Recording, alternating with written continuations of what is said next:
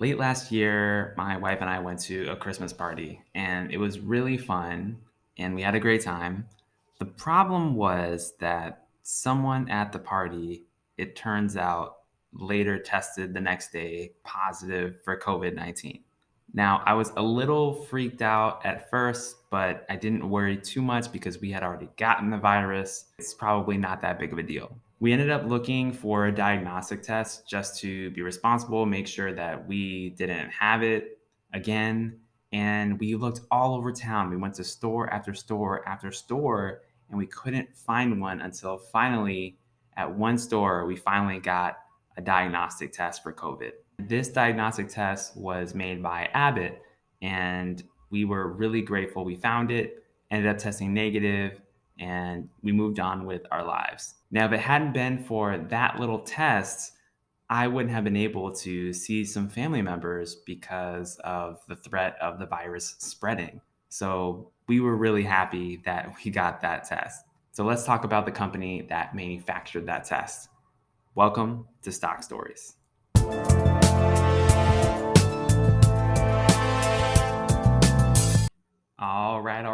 All right. Welcome to Stock Stories, the show where we decode the business behind the stock. Hi there. My name is Alex Mason, your stock storyteller.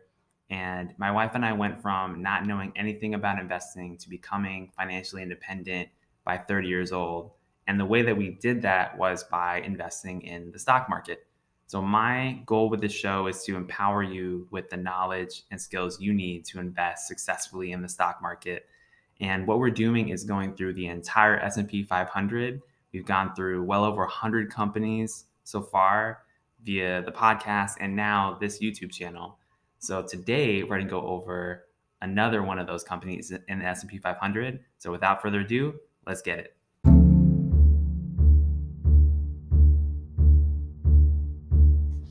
Now, Abbott Laboratories was started by a man named Dr. Wallace Abbott all the way back in the 1800s, 1888 to be exact.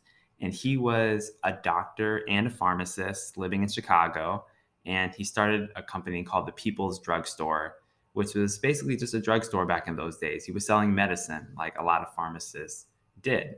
A few years later, he founded the Abbott Alkaloidal Company in 1894, and that's where he began to sell pharmaceuticals beyond just the Chicago area.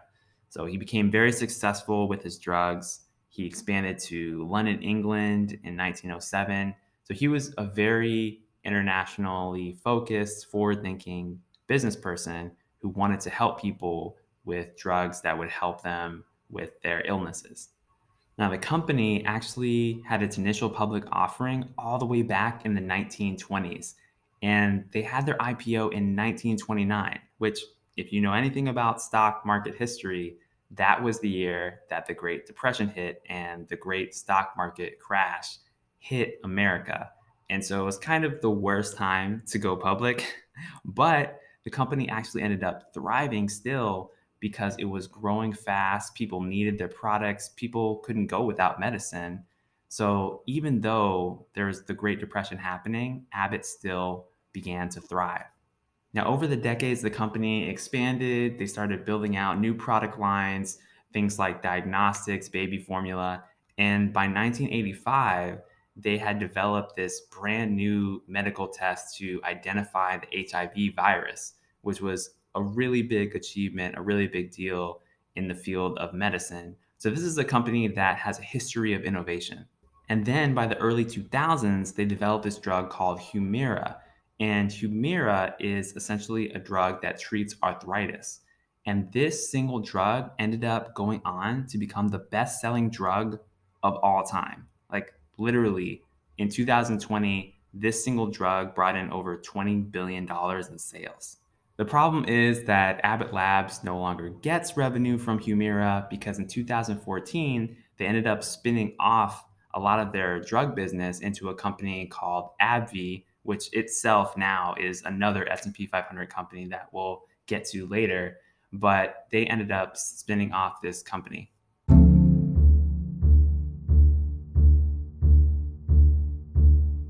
Now, if you're enjoying this episode, it would be so appreciated if you went and just tap that like button real quick if you're getting value out of this content. Thank you so much. All right, so we've talked a little bit about the history of Abbott. Let's talk now about what they do today and what their business model is. So, Abbott is in the business of health. And I know that's a really broad term, but this is a company that has a broad array of products. They do all sorts of things to promote people's well being. They have a few different categories of products where they sell things. They have nutrition, they have medical devices, they have diagnostics, and then they have generic pharmaceuticals. And so they dabble a little bit in pharmaceuticals, but they mostly spun that business off to AbbVie back in 2014. So those are really their main customer areas. Now, they're mostly a direct to consumer business, which means they sell to people like you and me. And let's consider just one segment of their business for a moment: diabetes care. Now, in America alone, there are over 330 million people. And of those 330 million people in the entire population, 34 million of them, so about 10%, have diabetes. And even more important than that, 88 million Americans have pre-diabetes. So if you add that up together, that's something like a third of Americans are either diabetic or pre-diabetic. So it's a serious thing. And Abbott Laboratories has this huge addressable market here. They have all these people who need help with monitoring their glucose, keeping their sugar under control, and they offer this product called the Freestyle Libre. And it's essentially a glucose monitor that tracks your blood sugar and it syncs up to your phone. So you can have an app on your phone that in real time keeps you informed of your blood sugar. Now, this is just one example of Abbott's many products. And this particular product grew over 40% in 2020 as far as its sales. So this is a big growth area for the company. Abbott is doing a lot of things related to COVID testing, treating infectious diseases, and diagnosing them primarily. So they're really big in that area too. Now, as far as the breakdown of the revenue between these different segments, about 2/3 of the revenue comes from medical devices and diagnostics.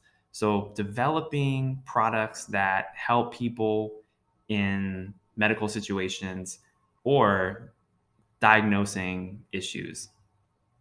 And then I wanted to look a little bit deeper to understand within those segments what's actually making the most money for the company.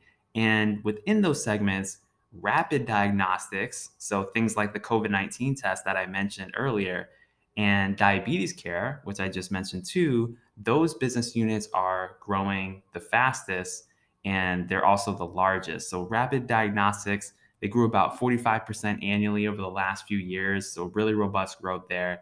And then the diabetes care segment is growing at about 30% per year.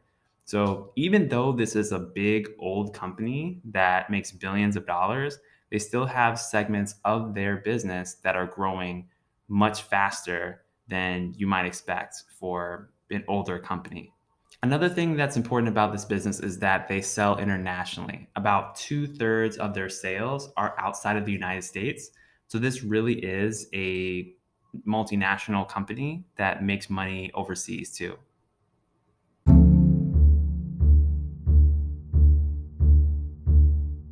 All right, let's talk about competitive advantage for just a moment. Now, being in the healthcare sector, there's a high barrier to entry for a lot of their products. You and I can't just go out and decide we're going to create a new medical device and then just sell it in a store just because we feel like it.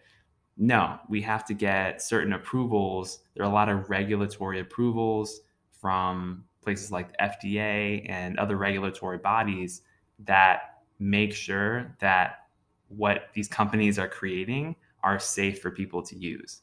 And not every company has the research and development capabilities that Abbott Laboratories has.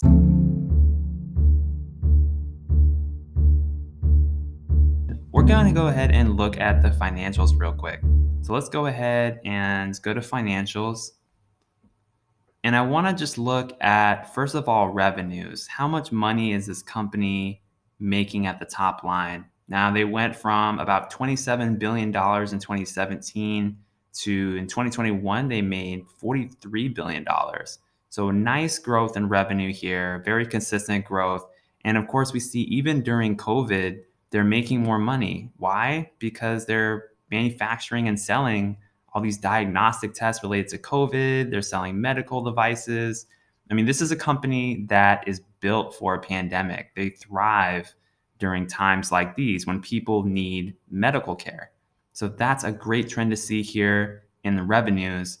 I want to go down now to the income. How much profit is this business actually making?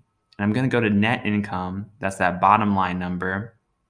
And we see that we have this really nice trend up. This is a company that really has been thriving, not just on the top line, but they've actually been making money. So in 2017, they had just 477 billion in profit, 7 billion in profit last year. Huge growth, especially for a company this old. I mean, this is actually really impressive for a company that's been around since the 1800s. I don't know about you, but I wouldn't expect this kind of growth from a company this big and mature. Quick look at the balance sheets.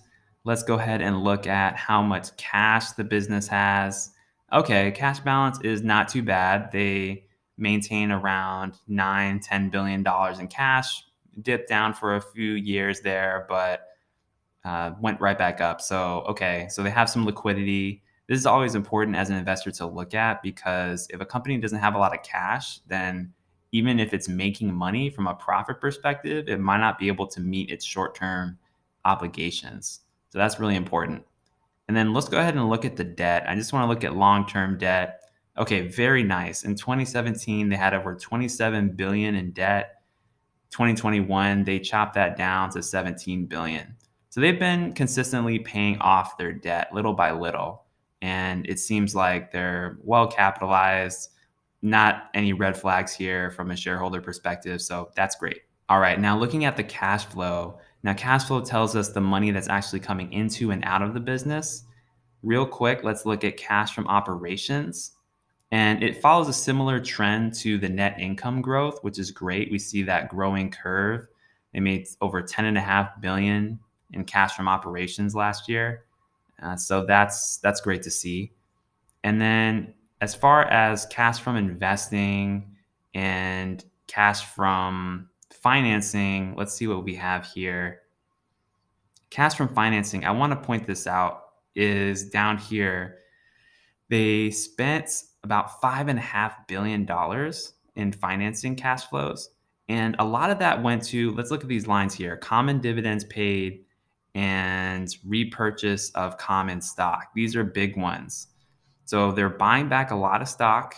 In 2021, they bought back over $2 billion worth, and then they paid out over $3 billion in dividends. So a lot of that cash flow, remember that number we just looked at, 10.5 billion in operating cash? So that means about half of their cash flow is going right back to the shareholders as either dividends or share repurchases.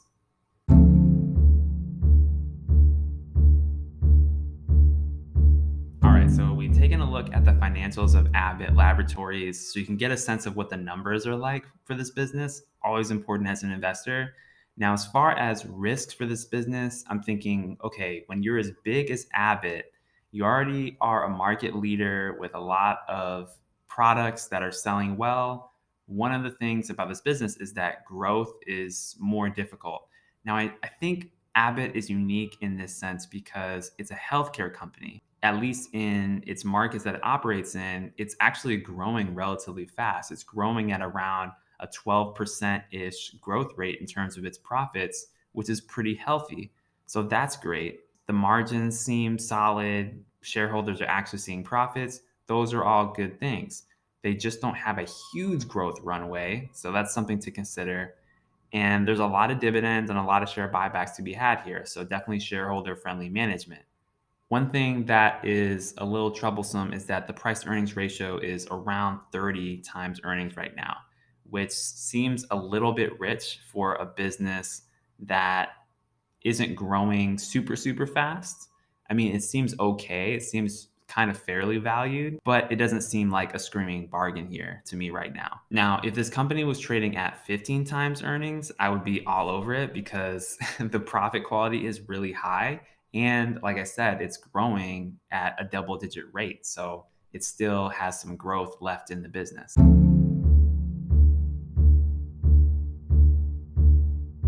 That's what I think about Abbott Laboratories. But now I want to know, what do you think? Let me know in the comments below. And if you're hungry for more, I have over 200 free podcast episodes, and you can check that out also in the link in the description. And I'm just so excited that you joined me for today's episode. Thank you so much, and I'll see you on the next one. All right, bye.